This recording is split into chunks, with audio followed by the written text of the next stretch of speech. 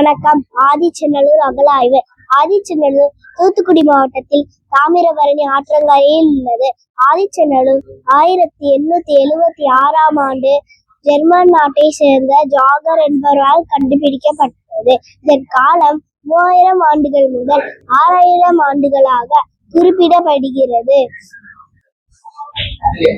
Adichanallur 116 acre பரப்பளவு உள்ள இடுகாடு ஆகும். இங்கு ஏராளமான பொதுமக்கள் தாலி கிடைத்துள்ளது. அங்கு வாழ்ந்த மக்களின் அணிகலன்கள், உபகரணங்கள், ஆயுதங்கள் போன்றவை அங்கு கிடைத்துள்ளது. மேலும் ஐரோப்பியர், சீனர், ஆப்பிரிக்கா மக்களின் எலும்புக்கூடுகளும் கண்டுபிடிக்கப்பட்டது.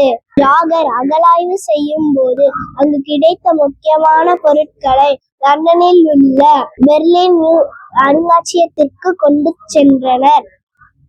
ஆதிச்சநல்லூர் கல் தோன்றி மண் தோன்றா காலத்தே முன் தோன்றிய மூத்த குடி என்று பெருமையை கூறும் ஒரு சான்றாக விளங்குகிறது.